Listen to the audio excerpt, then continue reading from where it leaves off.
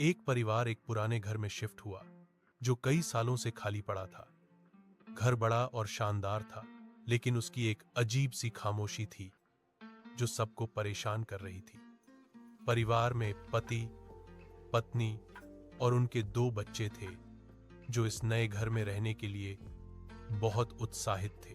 पहली रात को जब सब सोने गए तो उन्हें अंधेरे में कदमों की आवाज सुनाई देने लगी।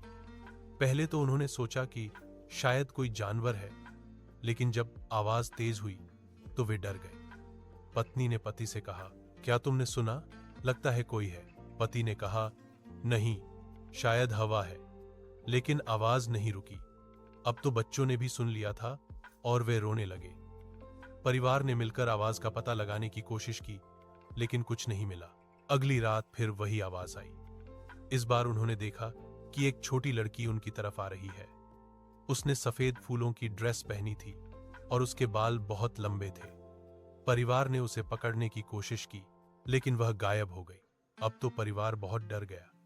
उन्होंने सोचा कि शायद यह घर वीरान है, लेकिन जब उन्होंने पड़ोसियों से पूछा तो उन्होंने बताया कि इस घर में पहले एक परिवार रहता था जिसमें एक छोटी लड़की थी जो मर गई थी।